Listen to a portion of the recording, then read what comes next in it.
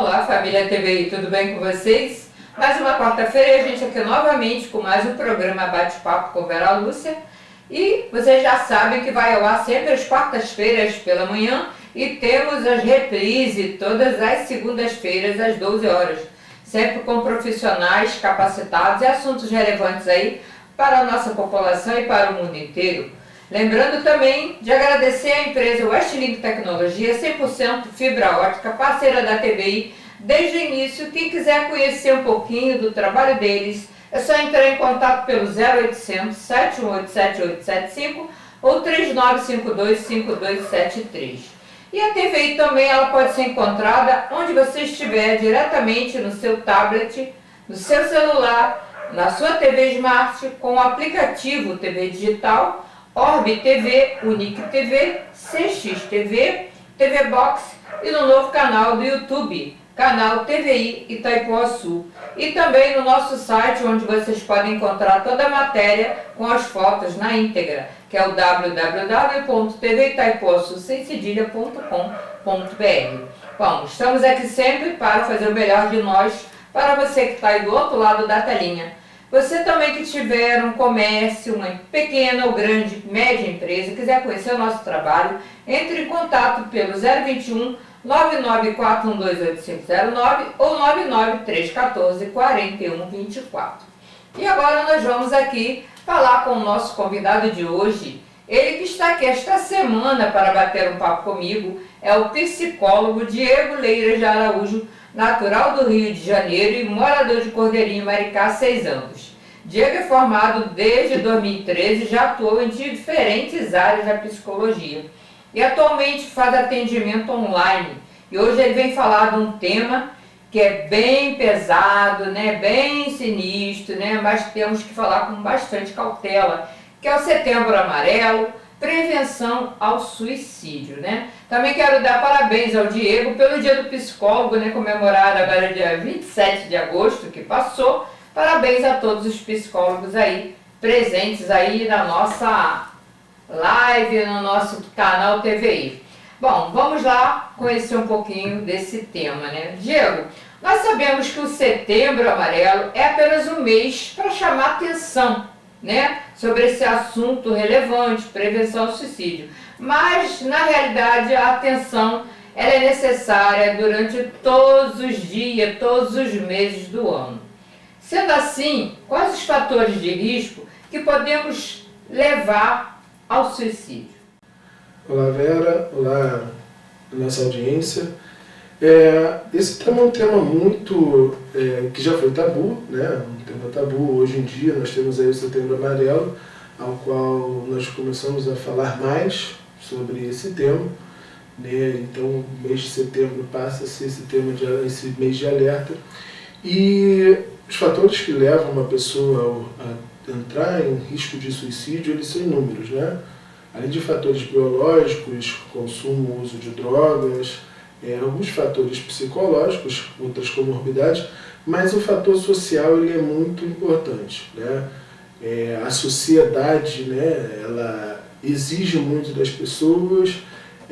Nós vivemos em tempos de muito preconceitos, muita opressão, e isso também são fatores sociais que levam uma pessoa a ter, né, muitos indícios para que o suicídio aconteça. Então, racismo, preconceitos e opressões são fatores também sociais que implicam em uma possibilidade de uma pessoa a cometer suicídio. Bom, então é muito importante a gente ficar ciente, ficar de alerta aos sinais, né? Quais são os sinais, assim, você como psicólogo, que uma pessoa ela pode dar para você ter uma ideia que ela quer se suicidar, que ela pretende se suicidar? Muitas pessoas falam, quem quer se suicidar não dá sinais. Eu acredito que dá sinais sim, é que a gente às vezes não percebe, né, isso? É verdade. Tem essa coisa de que quem quer fazer não fala. Não, não é bem assim. As pessoas falam, né? O corpo fala, né? O corpo fala, a pessoa dá muitos sinais, só que não tem manual de instrução para dizer vai ser sempre dessa forma, porque cada pessoa é uma pessoa. Então, O isolamento pode ser um fator importante a ser considerado. As falas, né? Às vezes a pessoa tem uma ideação suicida, então ela tem uma fala que vai demonstrar para o desejo dela, o desamor, o dissabor, eu sou um peso. Esse tipo de falas são facilmente observados. A questão da higiene, o cuidado consigo próprio também é um fator importante, né? Isso é um fator que pode ser um fator de chamar a atenção também, né? Claro que tem as doenças, as comorbidades que estão ali, né? Uma depressão profunda, uma melancolia, que também são sinais e fatores que mostram também que já precisam ter alerta. Mas a ideação suicida ela é mais importante, assim. A gente prestar bastante atenção no que a pessoa está falando, no que ela está passando, no que ela está demonstrando. Porque muitas das vezes a pessoa demonstra e a gente não percebe. E tem aqueles casos também que a pessoa a gente não demonstra. Você está vendo a pessoa sempre alegre, sempre rindo. Isso também às vezes é um sinal, né? Tem casos que a pessoa está muito alegre, muito feliz, está numa festa, né? Alguns dias antes e depois pode vir a cometer o suicídio. É uma mudança total de comportamento, né? Às vezes a pessoa é triste, mas naquele momento ela começa a sorrir, expandir, dando, assim, mostrando que está alegre, mas no fundo, por dentro dela, ela está sofrendo, né? E já é, como você falou, um presságio, né? Para cometer o suicídio. Sim, porque é preciso ter um olhar, uma observação, né, com familiares muito grande, né? Esses sinais do isolamento, eles são bem característicos, do isolamento, da melancolia muito forte.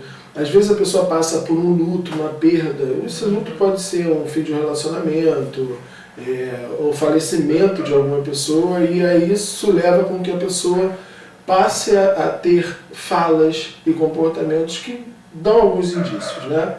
Dão alguns indícios e a partir daí já é o momento da gente começar a ficar alerta. E como o mundo hoje em dia está tão corrido, né, gente? Às vezes a gente não tem tempo de ouvir, né? Hoje em dia está difícil, né? Você encontrar alguém para te ouvir. Mas hoje em dia se fala tudo pelo zap, né? Você está aqui, eu estou aí, a gente está falando pelo zap e é assim que está funcionando, né? Infelizmente, né? Porque o diálogo é tão bom, né? Evita muitas coisas também, né? Mas vamos lá, continuar aqui com o nosso assunto, que é a medida de prevenção, né? Como é possível ajudar essa pessoa? A gente sabe também que a gente não pode obrigar ninguém a procurar ajuda. Geralmente a gente tem que orientar, procurar conversar, para que ela mesma consiga procurar ajuda. Geralmente é assim que funciona, a gente sabe que é difícil, né? Você no seu consultório, você recebe muitos clientes que passam por isso? Então, a maioria das pessoas que eu atendo e já atendi são pessoas que tiveram na iminência de se suicidar. É uma questão de se cortar, né? Muito grande também. Isso também é um indício, né? Principalmente em mulheres, se cortar, né? Automutilação, isso é um fator muito grande, né? E esse buscar ajuda, muitas das vezes, ele não é tão fácil, né? A pessoa precisa também admitir que ela precisa de ajuda, ela precisa entender que precisa de ajuda, a ajuda ela é voluntária. A família tem que apoiar, mas a pessoa realmente ela tem que querer, facilita muito o tratamento. Mas a maioria das vezes outra pessoa leva, né? Sim. Nunca, geralmente, a pessoa vai lá buscar ajuda por... É difícil, né? É difícil, mas acontece. Já aconteceu comigo, assim, da pessoa espontaneamente me procurar, e já aconteceu de eu perceber algumas pessoas no Instagram e entrar em contato também. E a pessoa, mas como é que você percebeu isso?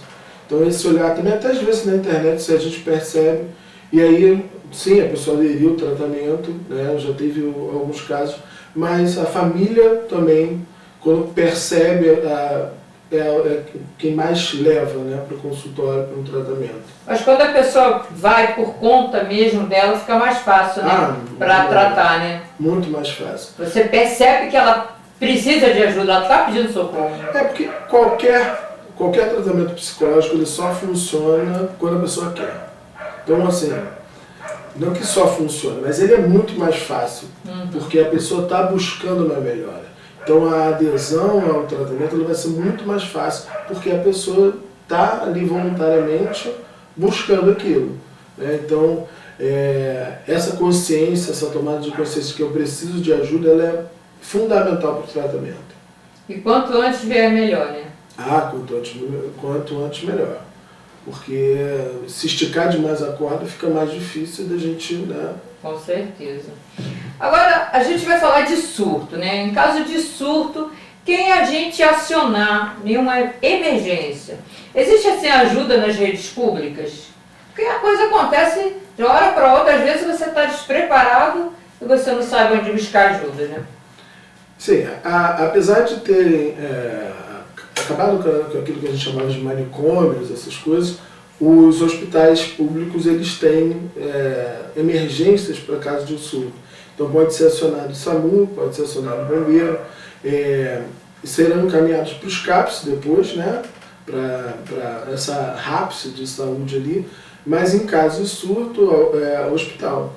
Encaminhado para o hospital, pode ligar para o bombeiro, para o SAMU, né?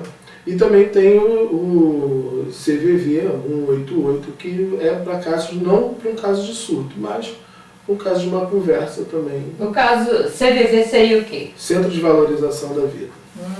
Legal, né? Para um diálogo, quem sabe, né? Poder ajudar bastante, né? Então, assim, numa emergência, numa madrugada, 24 horas de serviço, ligar para o CVV 188 e depois buscar um tratamento mais a longo prazo. Mas em caso de emergência, pode ligar para o SAMU, para o bombeiro, que eles atendem e encaminham para o hospital.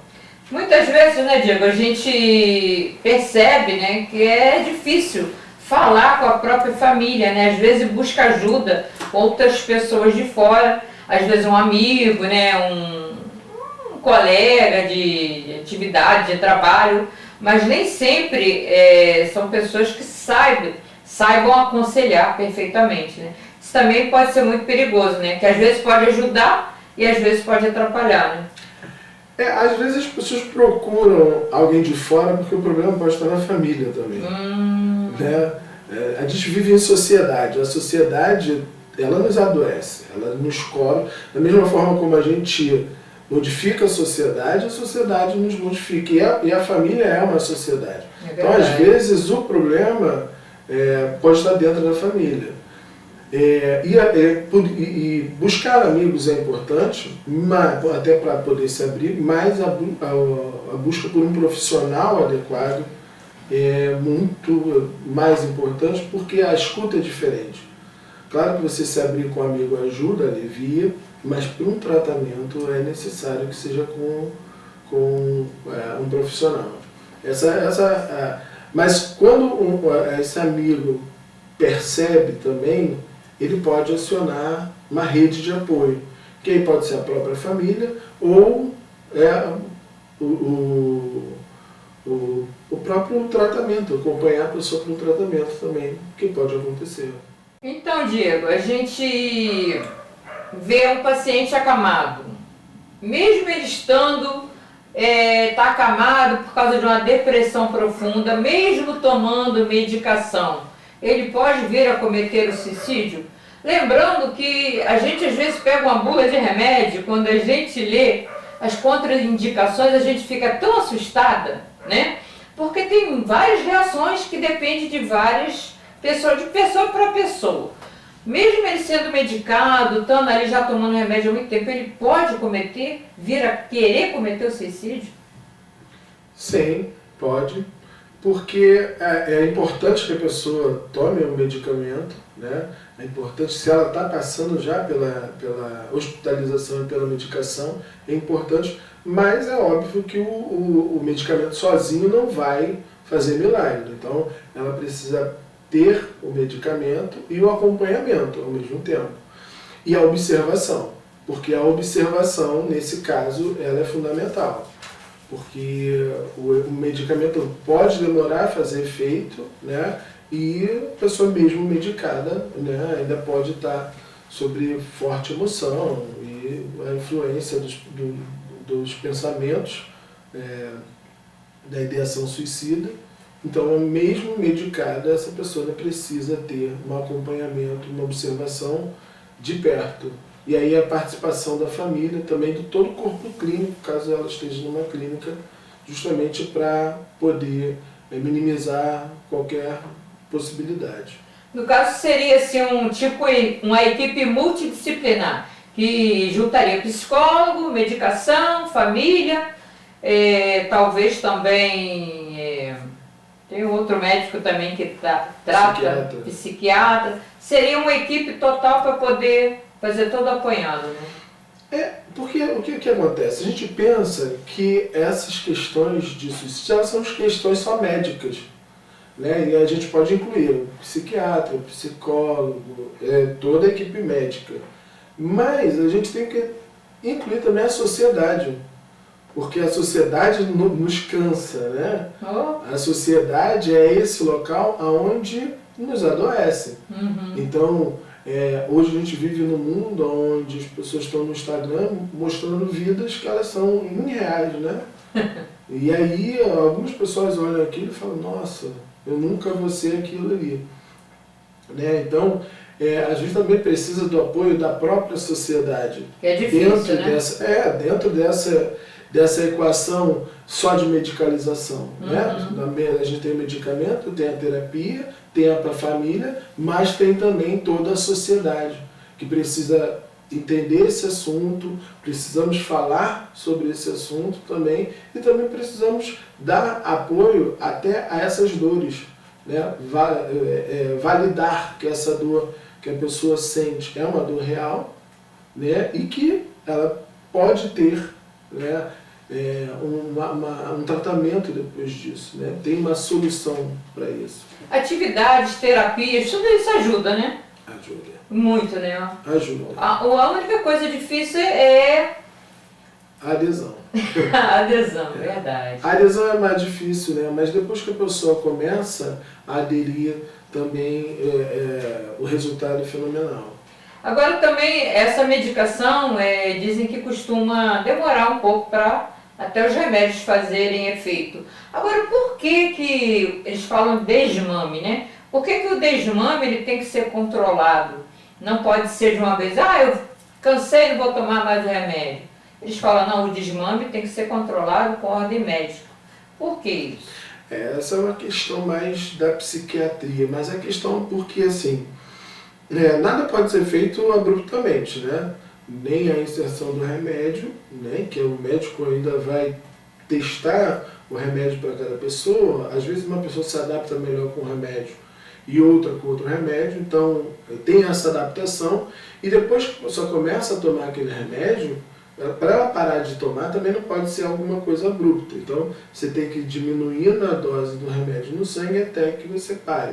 Porque se você parar de vez, né, isso também, o seu sangue estava cheio daquele remédio, digamos assim, e aí ele em algum momento foi cortado. Então isso precisa ser também reduzido, né? Como qualquer coisa. Na redução de danos, por exemplo, quando a gente fala de redução de danos de drogas, é isso, você troca uma droga pesada por uma outra mais leve até chegar ao ponto que a pessoa não use mais droga nenhuma, né? Porque nada pode ser abrupto assim, tem que ter todo um processo. Agora a gente estava falando da família, né? Eu também acho que a família é um ponto, crucial para ajudar na recuperação, na prevenção e tudo isso. Como você vê a importância da pessoa, da família, né? Um filho, uma mãe, um pai, um avô, sei lá. Às vezes até um sobrinho que é mais íntimo da pessoa ajudar ela. Como é que você vê isso? Então, isso é uma questão que envolve toda a família, no âmbito que todo mundo é afetado, né? Então, assim, A família é um sistema que também precisa ser cuidado quando você tem uma pessoa que está com essa ideação. Então você tem que observar todo o sistema e cuidar de todo o sistema. Porque quando você fortalece uma mãe, um pai, esses também terão forças para cuidar desse parente, filho, enfim, quem seja. Então, a família é um sistema fundamental em volta desse indivíduo ali, e é fundamental que a família também seja cuidada, para poder fortalecer essa pessoa, para que ela consiga sair dessa situação. Então, o apoio da família é sempre, né? A adesão da família ao tratamento também é fundamental para que qualquer pessoa saia de situações, qualquer uma que seja de situação difícil, né? Não necessariamente só do suicídio, mas outras situações onde a família adere ao tratamento, tudo fica mais fácil. É por isso que quando um médico, um psicólogo, um psiquiatra vai atender o paciente, depois ele sempre chama a família para conversar, né? Separadamente, né? Geralmente fazem isso. Anamnese, né, que eles falam, né? Aí é separadamente para vocês compreenderem, né, cada um da família para poder tratar melhor, né? Porque você precisa entender, compreender o todo, né? Precisa compreender o todo. O sistema. Quando a gente fala na terapia sistêmica é isso, entender o sistema.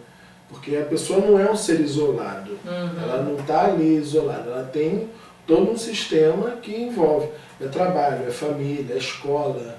E a escola ultimamente é um lugar de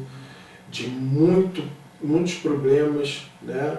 Porque a gente tem a questão do bullying aí, que é um problema muito sério. A rede social é um local de muito problema, muito complicado também. Então os pais, é importantíssimo que os pais monitorem essa rede social, e isso tudo é um sistema. A família, a escola, o trabalho, né? Porque no caso do trabalho a gente tem os casos de burnout, né? A pessoa está tão estressada no trabalho, né, que entra em síndrome do pânico, não quer voltar. Então tem todo um sistema que deve ser olhado para a gente não falar só que é aquele indivíduo que está... O problema é ele, né? Bom, infelizmente a nossa entrevista já está chegando ao fim. Eu vou pedir o Diego para deixar as considerações finais. Se teve algum assunto que a gente deixou de falar que seja importante, deixe também suas plataformas digitais. Se quiser deixar o contato, você também atende online, né? Sim, entendo. Fica à vontade. Obrigado, tá, pela oportunidade. Que isso, imagina. Esse tema é um tema que ele não se esgota assim, né? Em falar em meia hora. A gente precisa de mais tempo para conversar sobre isso, sobre o que é tentativa, ideação. E esse tema, ele ganhou espaço ali com a música do Emicida, né, Amarelo. Então, naquele 2 anos atrás, essa música trouxe esse tema ao debate mais amplamente. E eu digo para você que hoje tem alguma ideação suicida, a vida vale a pena. Nós temos várias formas de poder te ajudar. Você pode entrar em contato com o CVV. O meu telefone de contato é o 9798-09218 também. Eu atendo em caso de emergência, estou atendendo online. E busque ajuda porque é importante e a gente consegue sim dar sentido. Porque o pensamento suicida, ele acontece muito quando a pessoa perde o sentido da vida, quando ela perde esse valor pela vida. E a gente consegue mostrar muitas das vezes que a vida tem sentido, que é possível encontrar novos sentidos para a vida e que a vida tem valor. Então, busque ajuda. O número do CVV, vou repetir, do Centro de Valorização à Vida, é o 188, né? Então, busque ajuda e com certeza você vai encontrar alguém que possa te ajudar. Com certeza. Você quer deixar beijinhos? Queria mandar um abraço, né? Um abraço, um beijo, né? O meu sobrinho que me acompanhou aqui, João Emanuel, para minha filha também, queria mandar um beijo para ela. e para todos os meus irmãos que eu sei que estarão me assistindo. Com certeza, né? Eu quero deixar esse pequeno certificado com você, para você lembrar sempre que teve aqui no canal TVI, né? É uma emissora aqui que abraça todo mundo, né? Então, gente, é muito bom receber cada um de vocês aqui. E lembrando que você é importante, todos nós somos importantes, a vida vale a pena. E eu vou deixar meus beijinhos aqui para minha irmã Sônia Lopes, que está fazendo aniversário, Deise Cardoso, Ana Nazaré, Edson Brito, Josefa Neves, Cris Correia, Adriana Gusberto, Adega Forleta e Elane Portugal. Um beijo a todos vocês que estão sempre participando aqui com a gente. Uma boa semana a todos e com Deus.